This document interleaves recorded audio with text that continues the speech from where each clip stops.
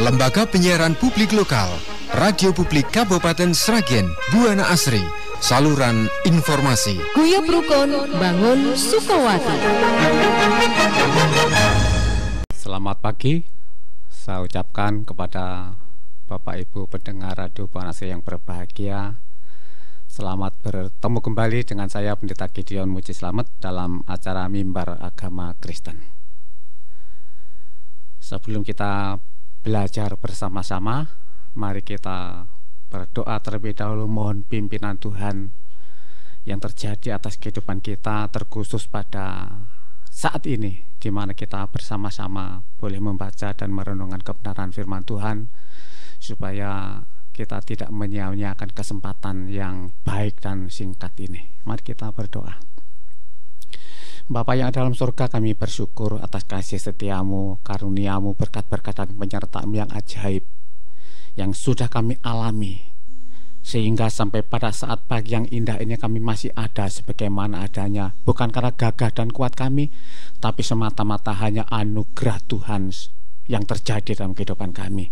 Oleh sebab itu Tuhan, kami tidak akan sia-siakan kesempatan yang ada untuk foya-foya, untuk menyenangkan daging, menyenangkan mata, mulut, tetapi kami bergunakan untuk puji dan hormat bagi nama Tuhan.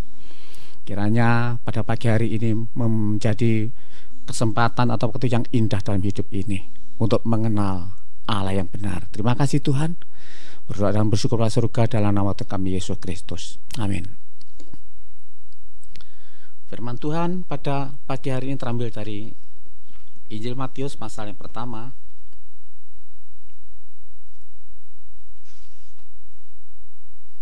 ayat yang ke-23. Injil Matius pasal pertama ayat 23. Sesungguhnya anak darah itu akan mengandung dan melahirkan seorang anak laki-laki, dan mereka akan menamakan dia Immanuel, yang berarti Allah menyertai kita. Sekali lagi saya ulang, sesungguhnya anak darah itu akan mengandung dan melahirkan seorang anak laki-laki, dan mereka akan menamakan dia Immanuel, yang berarti Allah menyertai kita. Amin. Bapak Ibu pendengar Radio Buana Asri yang berbahagia, dalam kehidupan sinetron ataupun kehidupan nyata di tengah-tengah keluarga, pasti merindukan kehadiran seorang anak. Saya bukan hobi sinetron, tetapi pernah melihat sinetron yang menayangkan di mana sebuah keluarga sudah berapa tahun berumah tangga tetapi tidak memiliki seorang anak, maka rumah tangganya hancur dan berpisah, berakhir dengan perceraian. Ataupun kalau tidak demikian, suami itu akan mencari istri yang lain, sehingga sekali lagi kehidupan rumah tangga itu tidak diwarnai dengan kasih keharmonisan. Begitu juga dalam kehidupan nyata, dalam kehidupan kita sehari-hari, kita banyak menjumpai keluarga-keluarga yang bercerai. Salah satunya adalah faktor tidak ada keturunan atau anak. Bukan hanya dalam kehidupan kita atau masyarakat di mana kita ada, tetapi dalam kehidupan tokoh-tokoh Alkitab pun menayangkan betapa anak itu dirindukan di tengah-tengah keluarga. Salah satu contoh adalah Rahel, istri Yakub. Istri-istri yang lain memiliki anak dan melahirkan banyak anak, tetapi Rahel tidak memiliki anak, sehingga Rahel berkata kepada Yakub, lebih baik aku mati karena tidak bisa melahirkan seorang anak. Kehadiran seorang anak bagi Rahel adalah sekali lagi harapan bagi masa depan. Itu sebabnya Rahel memilih mati daripada hidup dengan tidak melahirkan seorang anak. Begitu juga dalam kehidupan Hana, ibunya Samuel. Hana tidak bisa melahirkan anak, tetapi istri Elkana yang lain, yaitu Penina, melahirkan anak. Sehingga Hana dibully setiap hari, dihina perempuan mandul, perempuan tidak bisa memberi seorang anak kepada suami. Hati Penina sangat pedih dan sakit, sehingga pada saat mempersembahkan kurban di rumah Tuhan di Shilo, Penina hanya bisa menangis di hadapan Tuhan, berdoa dengan pilu, sehingga Hana tidak bisa mengeluarkan kata-kata, hanya bibirnya yang bergerak-gerak, sehingga Imam Eli pun menganggap bahwa Hana telah mabuk oleh anggur.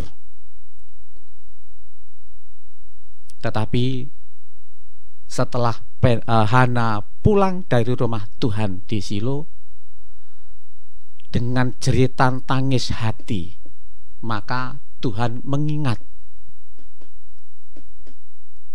akan kepedihan Hana, sehingga Hana bisa mengandung dan melahirkan anak dan dinamai Samuel. Sedangkan anak daripada Rahel yang tidak ada harapan buat Rahel untuk hidup karena tidak memiliki anak, namanya Yusuf. Bapak Ibu pendengar Radio Buana Asri yang berbahagia, hari ini atau bulan ini adalah bulan Desember, di mana bulan pesta, bulan penuh sukacita buat umat Kristen, bukan hanya di Sragen tapi di muka bumi ini. Mengapa dikatakan bulan bersukacita? Karena hari tanggal 25 Desember atau bulan Desember adalah hari kelahiran Yesus Kristus atau Isa alaihissalam. Kelahiran Yesus Kristus adalah kelahiran yang dahsyat, kelahiran yang luar biasa, kelahiran yang ajaib. Mengapa demikian? Karena ribuan tahun sebelum Maria melahirkan di kandang domba di Bethlehem, sebenarnya Yesus ini sudah dinubuatkan sejak Adam dan Hawa jatuh dalam dosa. Di dalam Kejadian pasal 3 ayat 15, saya akan bacakan untuk kita semua demikian.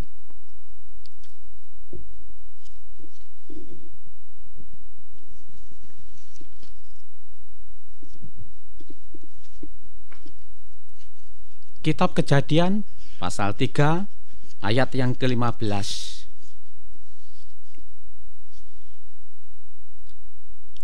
Aku akan mengadakan permusuhan antara engkau dan perempuan ini, antar keturunanmu dan keturunannya. Keturunannya akan meremukkan kepalamu dan engkau akan meremukkan tumitnya. Allah pencipta alam semesta ini pada saat Adam dan Hawa jatuh di dalam dosa,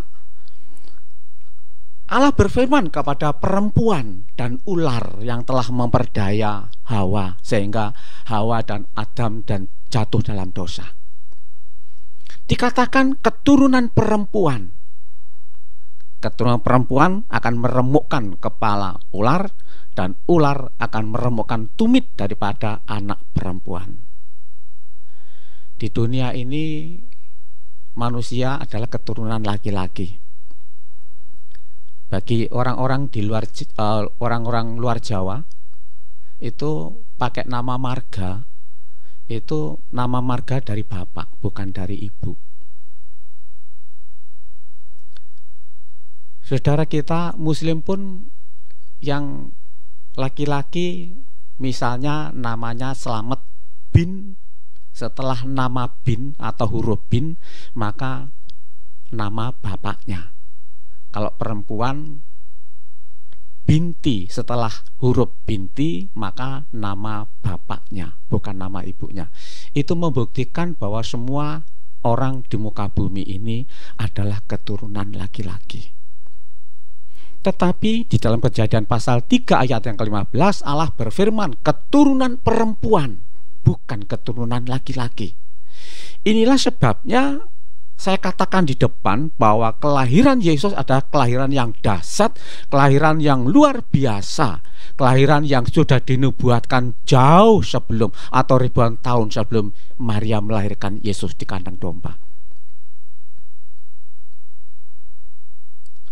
Lantas Allah berfirman lagi kepada ular bahwa keturunan laki-laki akan meremukkan kepala ular. Terus Allah mengutuk bahwa ular itu dengan perutnya akan menjalar dan makanannya debu tanah. Dulu waktu saya masih sekolah minggu sering berpikir, sebelum ular itu dikutuk oleh Allah, bagaimana jalannya? Apakah dengan berdiri pakai ekor terus lompat-lompat? Saya tidak bisa berpikir apakah dulu ular itu punya kaki.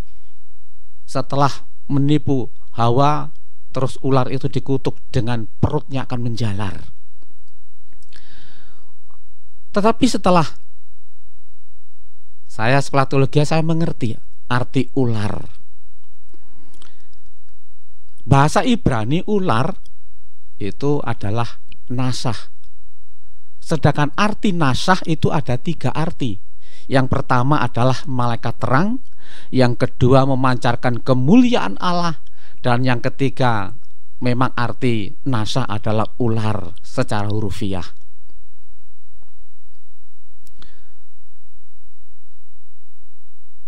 Allah berfirman kepada mengutuk ular.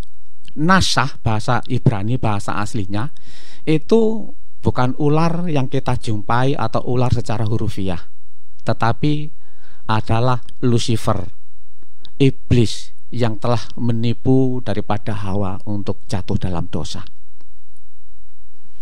Dikatakan dengan perutnya akan menjalar dan debu tanah makanan seumur hidup. Di dalam perjanjian lama, raja-raja yang kalah dalam berperang, maka raja itu harus sujud kepada raja yang menang, dan raja yang menang itu akan meletakkan kaki di atas kepala raja yang kalah, sehingga sekali lagi kepala raja yang kalah itu harus menempel di tanah. Itulah makna daripada sekali lagi dengan perutmu akan menjalar dan debu tanah akan menjadi makananmu seumur hidup. Kalau kita berpikir ular secara hurufiah, maka kita tidak pernah menjumpai ular itu makan debu tanah. Ular itu makanannya binatang yang lain, bukan debu tanah. Inilah makna teologisnya, dengan perutmu akan menjalar dan debu tanah menjadi makananmu, adalah Lucifer yang dikalahkan oleh seorang anak yang dilahirkan perempuan, bahwa dia harus bertekuk lutut dan sujud dan kaki Yesus di atas kepala Lucifer seumur hidup. Bapak Ibu pendengar Radio Buana Asri yang berbahagia, hari ini atau dalam bulan ini adalah sekali lagi bulan kelahiran Yesus Kristus, sehingga sekali lagi kita semua patut bersukacita dan bergembira.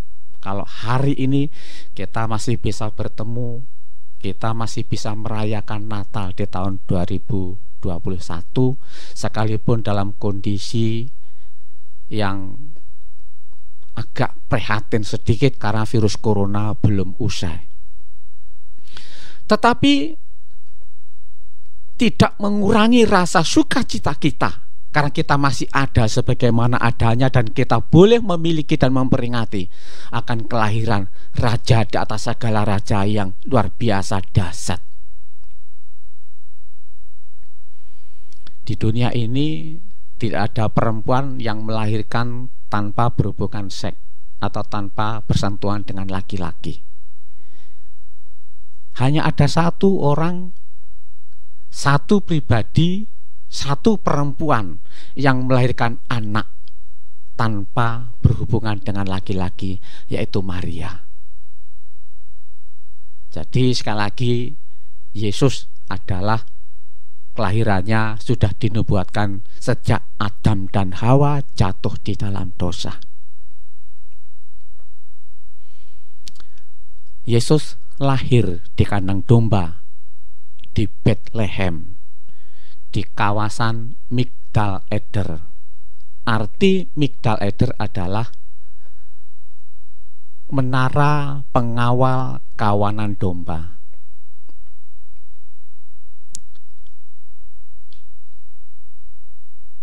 Kelahiran Yesus di Migdal Eder di kandang domba di Bethlehem, selain kelahirannya yang ajaib, tetapi sebenarnya juga memberitakan kematiannya. Mengapa demikian? Karena domba-domba yang menjadi kurban ke bait Allah adalah domba-domba dari kawasan Migdal Eder. Jadi sekali lagi kelahiran Yesus di sana sekaligus sebenarnya memberitakan akan kematian Yesus. Mengapa kelahiran sekaligus memberitakan kematian Yesus? Karena hanya dengan kematian Yesus akan mengubah dunia ini. Injil Yohanes pasal 10 ayat yang ke-10. Pencuri datang hanya untuk mencuri, membunuh, dan membinasakan. Tetapi aku datang supaya mereka mempunyai hidup dan mempunyainya dalam segala kelimpahan. Bapak Ibu pendengar Radio Buana Asri yang berbahagia, kelahirannya mengubah dunia. Penulisan Alkitab itu waktunya sekitar 1500 sampai 1600 tahun. Dari perjanjian lama sampai selesai perjanjian Wahyu di kitab Wahyu. Kitab perjanjian lama diakhiri dengan kitab Maleakhi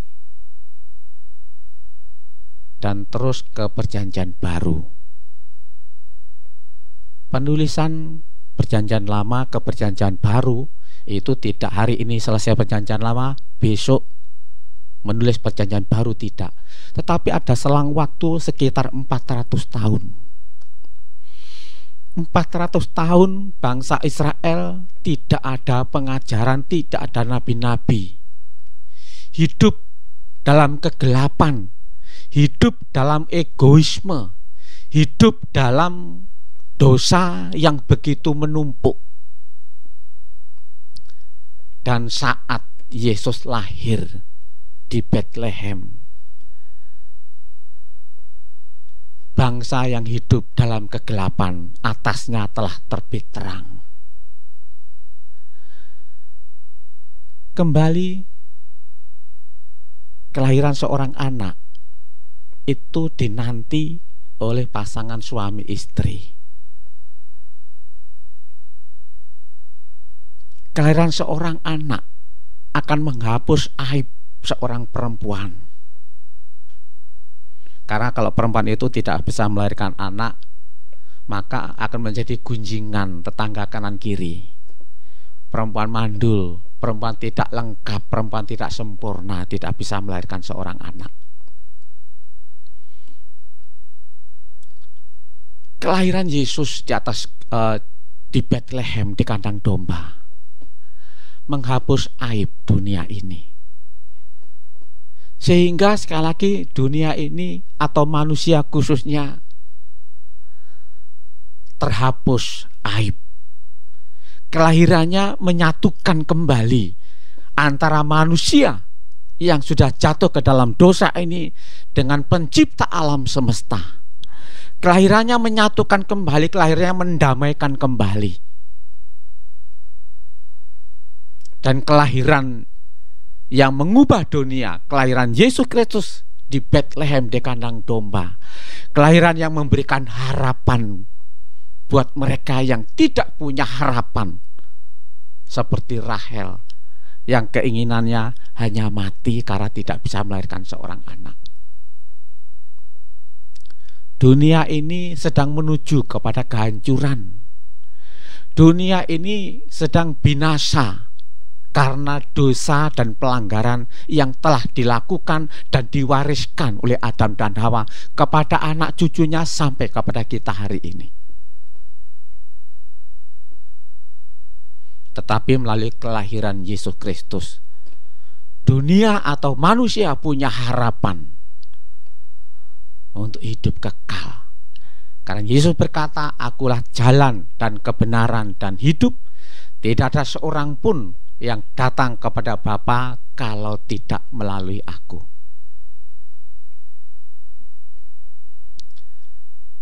Raja Salomo saat meminta hikmat kepada Tuhan, untuk menguji hikmat Salomo ada dua orang ibu yang sama-sama melahirkan seorang anak di waktu yang sama, dan anak salah satu ibu ini meninggal. Ibu yang anaknya meninggal mengambil anak yang hidup, dan satu anak ini dibuat rebutan dua orang ibu yang baru melahirkan.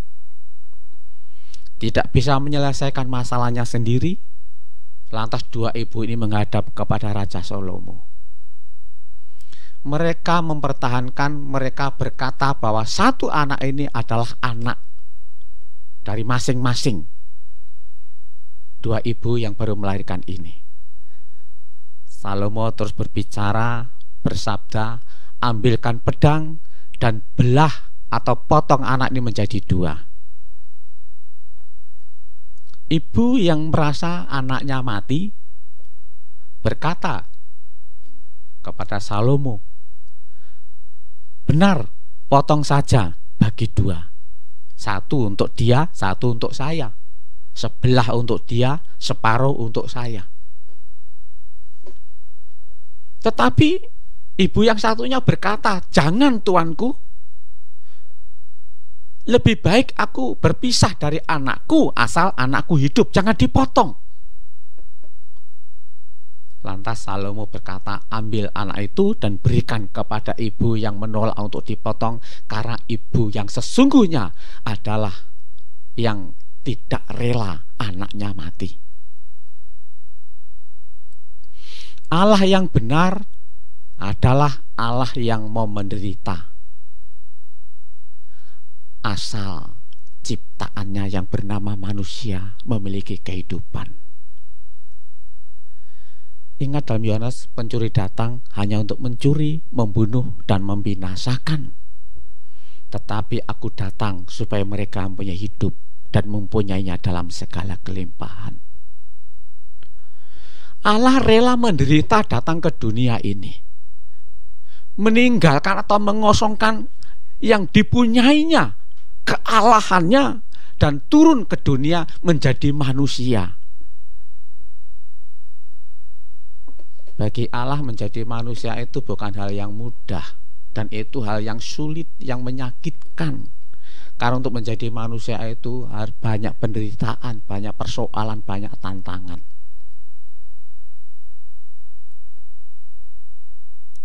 Waktu lahirnya saja sudah ditolak. Di rumah-rumah penginapan tidak ada tempat, karena Yusuf dan Maria hanyalah orang miskin. Sehingga pemilik-pemilik penginapan itu hanya mengizinkan dan memberikan rumah penginapannya kepada orang-orang yang sanggup membayar penginapan dengan mahal. Kesana kemari ditolak, yang hanya ada kandang domba gratis, tetapi kandang domba.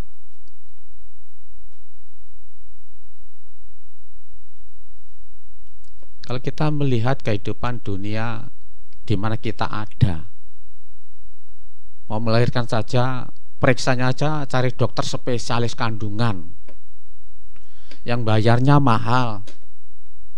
Nanti melahirkan aja di rumah sakit bersalin yang VIP, kamar yang nomor 3 enggak mau, nomor 2 enggak mau, nomor 1 enggak mau, di atas nomor 1. Tetapi Maria melahirkan di kandang domba. Penderitaannya luar biasa.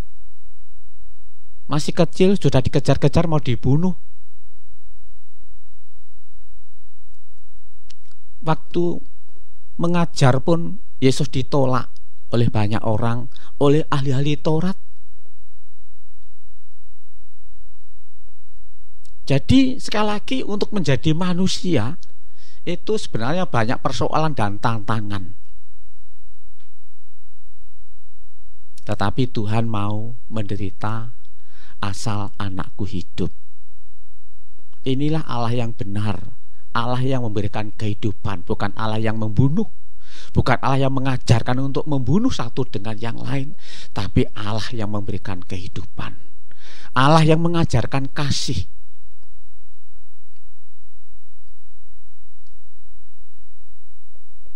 Kita patut bersyukur dan bersukacita bagaimanapun situasi kondisi yang tidak nyaman buat kita untuk bersukacita karena virus corona. Kita patut bergembira bagaimanapun kondisi kita, mungkin pas-pasan, mungkin banyak kurangnya tentang keuangan. Tetapi kalau hari ini kita masih bisa masuki bulan Desember di tahun 2021, satu kebahagiaan buat kita. Banyak anak yang datang di tengah-tengah keluarga yang pada awalnya membuat sukacita dan bahagia pasangan suami istri, tapi pada akhirnya anak yang digadang-gadang setelah besar justru tidak membuat bahagia, membuat duka cita, membuat menangis banyak. Anak yang dulu dibangga-banggakan, yang diharapkan untuk menjadi sandaran dari tua, tetapi justru banyak anak yang durhaka, yang tidak bisa hormat dan membalas budi akan orang tua. Hanya ada satu anak yang bisa membahagiakan, baik di dunia maupun di surga. Hanya anak yang lahir di kandang domba 2021 tahun yang lalu, Yesus Kristus. Dialah yang melepaskan kita dari kuasa kegelapan, dari Lucifer, sehingga kita menjadi manusia-manusia yang punya harapan, bukan manusia-manusia yang dipenuhi dengan keputusasaan. Bukalah hati, terimalah Yesus, maka ada harapan, ada damai sejahtera yang sejati. Orang yang damai, yang penuh sukacita adalah orang yang paling banyak hutangnya dan dihapuskan begitu saja. Saat Yesus mengajar tentang kerajaan surga, diumpamakan ada dua orang yang punya hutang. Katakanlah satu, yang pertama hutangnya 1 juta, yang satu lagi hutangnya 100 juta. Dua-duanya menghadap yang memberikan pinjaman. Menghadap dua-duanya sekalipun hutang 1 juta tidak bisa membayar, apalagi yang 100 juta. Lantas orang yang meminjami uang itu berkata, hutangmu saya hapuskan, saya putihkan, tidak usah dibayar. Maka di antara dua orang itu, mana yang paling bersukacita, yang paling berbahagia? Tentu yang hutangnya 100 juta. Itu sangat bahagia, sangat bersukacita.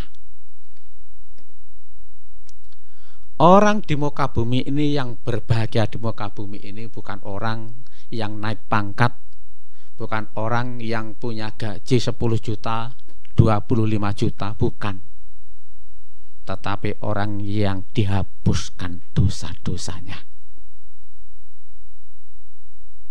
Itulah orang yang paling berbahagia, karena manakala dosa-dosanya dihapuskan, dia akan memiliki kehidupan yang kekal. Sekali lagi, bukalah hati dan terimalah anak yang lahir di kandang domba. Maka damai yang sesungguhnya akan menjadi milikmu dan milik kita bersama yang buka hati dan percaya kepada Yesus. Anak yang dilahirkan perempuan yang sudah dinubuatkan ribuan tahun sebelum Yesus lahir, dinubuatkan sejak Adam dan Hawa jatuh di dalam dosa. Keselamatan hanya anugerah daripada Tuhan. Manusia tidak bisa mengusahakan, manusia tidak bisa memperoleh keselamatan. Keselamatan hanya belas kasihan, hanya anugerah Tuhan semata-mata. Untuk menghapus dosa Adam dan Hawa, sekali lagi Allah telah berfirman keturunan perempuan, bukan keturunan laki-laki. Yesus yang dilahirkan oleh perempuan, di luar Yesus tidak ada. Karena semua orang di muka bumi ini adalah keturunan laki-laki. Saya lahir ke dunia ini karena bapak saya suka dengan ibu saya. Lahirlah saya. Tetangga saya tidak punya suami, melahirkan anak, menjadi gempar. Sekalipun tidak punya suami, tapi karena ternyata arisan dengan tetangga-tetangganya. Jadi yang dilahirkan oleh perempuan, yang disebut anak perempuan, hanya Yesus. Mengapa Yesus disebut sebagai anak Allah? Salah satu arti Yesus disebut sebagai anak Allah karena Yesus adalah dari surga atau dari Allah. Saya benar KTP Sragen, tetapi saya lahir dan besar di Blitar. Sehingga kalau ada orang yang bertanya, saya bisa berkata bahwa saya adalah anak Blitar. Bapak Ibu pendengar Radio Buana Asri yang berbahagia, kalau misalnya Bapak Ibu orang Sragen, terus Ibu Bupati ngajak rekreasi ke Blitar, ke tempat saya misalnya, sedangkan Ibu Bupati asli orang Sragen, anaknya Pak Untung, sekalipun pernah ke Blitar tapi belum pernah ke rumah saya, dan hari ini berkata kepada warga Sragen, yuk rekreasi ke Blitar, ke rumahnya Pak Pendeta Gideon Muji Selamat. Terus saya berkata kepada Bapak Ibu juga, Bapak Ibu ikut saya saja ke Blitar, ke rumah saya, tapi nanti bulan Januari 2002. Sedangkan Ibu Bupati ngajak rekreasi atau ke tempat, ke rumah saya tanggal 20 Desember 2021 misalnya. Bapak Ibu ikut ajaan siapa? Ajaan saya bulan Januari sebulan kemudian, atau ajaan Ibu Bupati tanggal 20 Desember bulan ini? Saya yakin kalau Bapak Ibu pinter, pasti ikut saya, sekalipun satu bulan kemudian ke rumah saya. Saya jamin sampai di rumah saya. Tapi kalau Bapak Ibu ikut ajaan Ibu Bupati ke rumah saya di Blitar, saya jamin Bapak Ibu kesasar. Karena Ibu Bupati belum pernah ke rumah saya, dan rumah saya sangat desa banget. Pakai Google Map pun Bapak Ibu tidak sampai ke sana karena rumah saya tidak masuk peta. Desa banget. Tapi kalau Bapak Ibu ikut ajaan saya 1 bulan kemudian, maka Bapak Ibu akan sampai di rumah saya. Demikian juga sekali lagi kalau kita ingin ke surga, kembali kepada Bapa, bersatu dengan Bapa, maka kita harus ikut ajaan orang yang dari surga, orang yang dari Allah, yaitu Yesus Kristus. Itulah sebabnya dia disebut sebagai anak Allah, karena asal Yesus bukan dari dunia ini, tapi dari Allah, dari surga atau dari atas. Keselamatan hanya anugerah, bukan usaha manusia. Tetapi anugerah ini bukan anugerah yang murahan.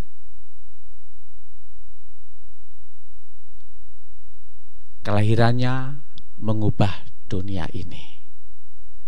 Setelah mengubah kehidupan kita dari yang tidak berpengharapan menjadi berpengharapan, maka kelahirannya akan mengubah kita. Saya akan bacakan kebenaran firman Tuhan.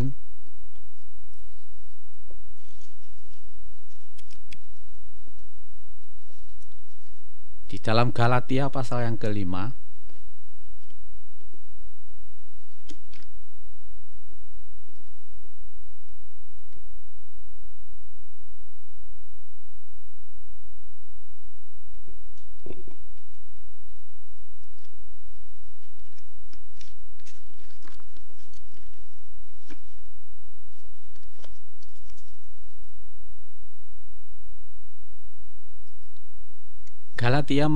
Galatia 5 ayat yang ke-13.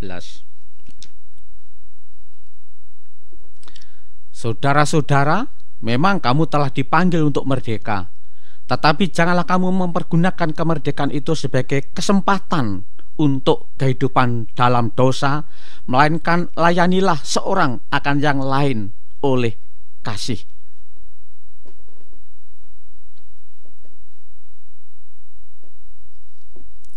Injil Yohanes pasal 13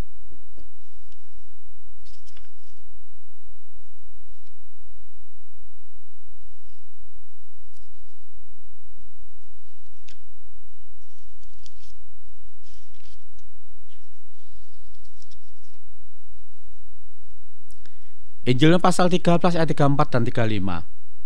Aku memberikan perintah baru kepadamu, yaitu supaya kamu saling mengasihi. Sama seperti aku telah mengasihi kamu, demikian pula kamu harus saling mengasihi. Ayat 35, dengan demikian semua orang akan tahu bahwa kamu adalah murid-muridku, yaitu jikalau kamu saling mengasihi. Amin. Bapak Ibu pendengar Radio Buana Asri yang berbahagia, kelahirannya mengubah dunia. Yang kedua, sekali lagi bahwa kita telah dimerdekakan dari perbudakan dosa, dan kita telah memiliki jaminan keselamatan yang hanya di dalam Yesus. Keselamatan bukan kita usahakan, tetapi suatu anugerah, pemberian Allah secara cuma-cuma.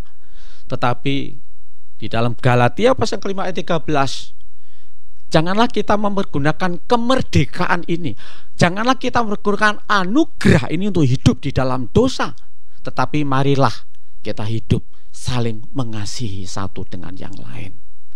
Dalam Yohanes tadi dikatakan bahwa kita harus saling mengasihi supaya dunia tahu kalau kita saling mengasihi, kita adalah anak-anak Allah. Dunia boleh mengajarkan, boleh membunuh, boleh mencuri, tetapi di dalam Yesus kita tidak boleh membunuh, kita tidak boleh mencuri. Kita harus mengasihi satu dengan yang lain, kita harus mengampuni satu dengan yang lain. Inilah karakter kita, inilah cara hidup kita sebagai anak-anak Allah. Kita harus saling mengasihi satu dengan yang lain. Kalau dulu kita hidup egois, kalau dulu kita sebelum kenal Yesus hidup mementingkan diri sendiri, tetapi setelah kita kenal Yesus, kita harus hidup saling mengasihi, saling mengampuni satu dengan yang lain.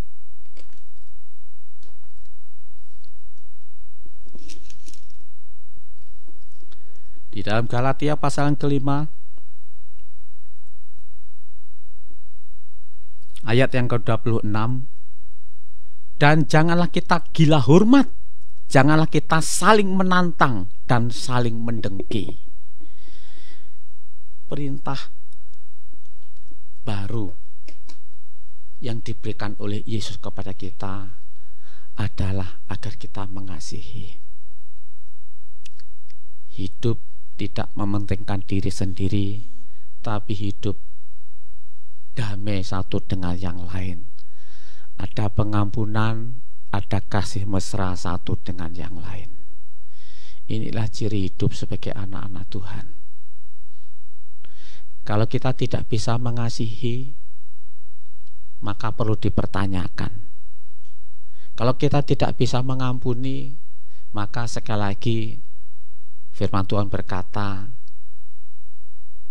Dunia itu akan melihat kita sebagai anak-anak Allah kalau kita saling mengasihi satu dengan yang lain. Tapi kalau kita tidak bisa mengasihi satu dengan yang lain, kita bukan anak Allah, tapi kita anak iblis.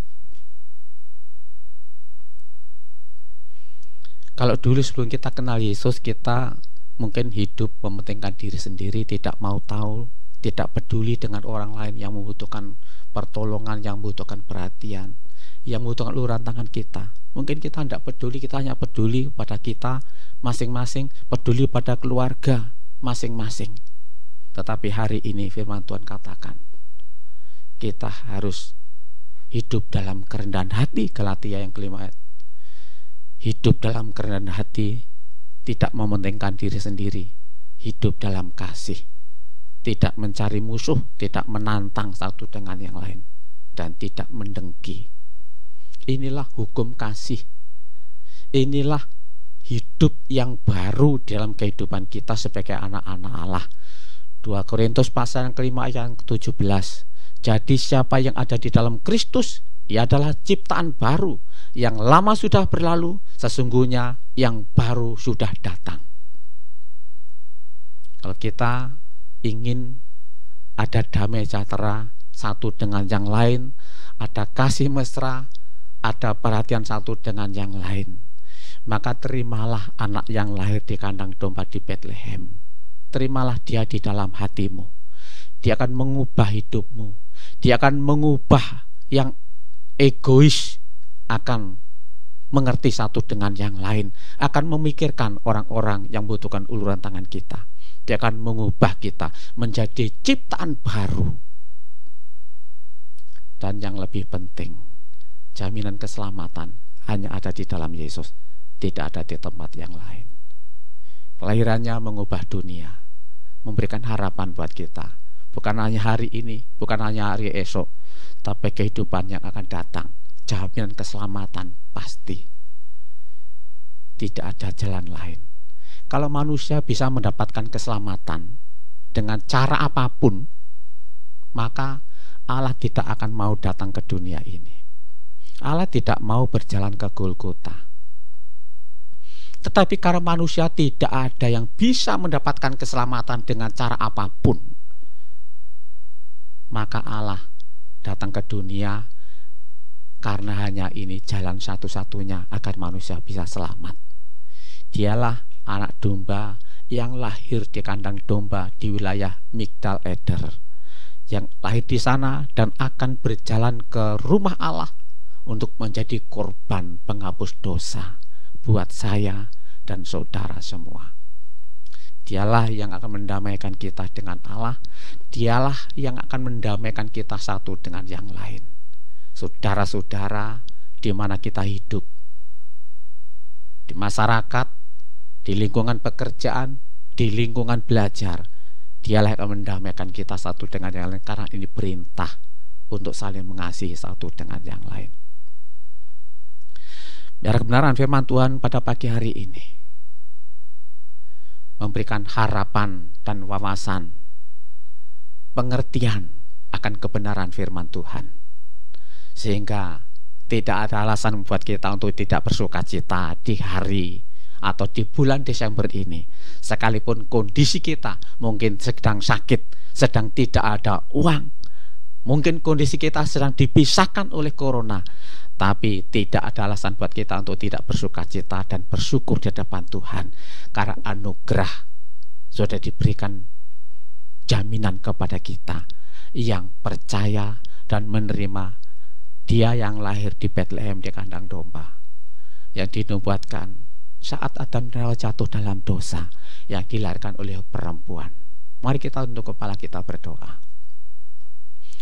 Segala pujian, hormat, lebih-lebih syukur kami naikkan kepadamu ya Tuhan, karena Engkau datang ke dunia ini.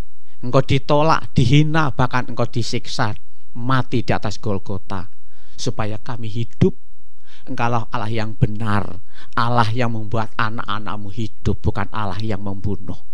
Makasih Tuhan, Engkau datang ke dunia untuk menyelamatkan kami, karena tidak ada seorang pun yang bisa selamat dengan cara apapun selain pengorbanan Yesus di atas Golgota. Kami bersyukur Tuhan, karena Engkau yang dinubuatkan sejak Adam dan Hawa jatuh dalam dosa. Engkau yang menghancurkan Lucifer, Engkau yang mengalahkan Lucifer, ular yang telah memperdaya Adam dan Hawa, sehingga Adam dan Hawa jatuh di dalam dosa. Kami bersyukur karena Engkau datang ke dunia melepaskan kami dari cengkeraman dosa, dari Lucifer, sehingga kami terbebas dan merdeka, dan kami menjadi anak-anak Allah. Kami bersyukur Tuhan untuk anugerah keselamatan yang Tuhan beri buat kami. Kami bersyukur Tuhan, kami bersyukur dan bersyukur bagaimanapun kondisi kami, karena keselamatan ini jauh lebih berharga dari apapun. Terima kasih Tuhan. Ajar kami juga untuk kami bisa melakukan kebenaran firman-Mu, untuk bisa saling mengasihi satu dengan yang lain, mengasihi keluarga terutama, mengasihi suami, mengasihi istri, mengasihi anak-anak, mengasihi tetangga kanan kiri, mengasihi saudara seiman, mengasihi masyarakat, bahkan mengasihi orang-orang yang membenci kami sekalipun, untuk bisa mengasihi dan mengampuni, mendoakan berkat buat mereka. Mampukan kami Roh Kudus untuk kami bisa menjadi pelaku-pelaku firman. Dengan demikian dunia akan tahu bahwa kami adalah anak-anak Allah yang hidup. Kami adalah Injil-Injil yang dapat dibaca oleh dunia ini, bahwa kami adalah umat tebusan Tuhan. Kami adalah milik-Mu ya Tuhan, karena kami menjadi pelaku firman, karena kami adalah orang-orang yang bisa mengasihi satu dengan yang lain. Jika selama ini kami belum bisa mengampuni karena mungkin sakit hati, luka hati, ampuni kami. Dan pagi hari ini Tuhan, balut luka hati kami, sehingga kami bisa benar-benar merdeka dari kuasa-kuasa dosa, dan kami benar-benar bisa menjadi pelaku-pelaku firman dalam hidup kami. Makasih Tuhan, berkati kami semua, berkati saudara kami, berkati pendengar Radio Banas yang berbahagia, berkat-berkat kelimpahan, berkat-berkat kesehatan, berkat-berkat keuangan, berkati sawah ladang mereka, berkati ternak mereka, berkati keluarga mereka, berkati pekerjaan mereka, berkati anak-anak mereka, dan buat berhasil apapun yang dikerjakan oleh saudara kami pendengar Radio Banas yang berbahagia ini Tuhan. Dan jadikan kami menjadi saluran berkat. Jadikan kami Tuhan menjadi orang-orang yang peduli kepada orang-orang yang membutuhkan uluran tangan, membutuhkan pertolongan dari kami. Terima kasih Tuhan, biar kebenaran firman-Mu pada pagi hari ini mengubah hidup kami, mengubah cara pandang kami, mengubah kasih kami, mengubah pengertian kami. Terima kasih. Kami berdoa dan bersyukur kepada Bapa di surga, di dalam nama Tuhan kami Yesus Kristus. Terpujilah nama-Mu Tuhan kekal selamanya. Amin. Terima kasih. Tuhan memberkati kita semua. Amin.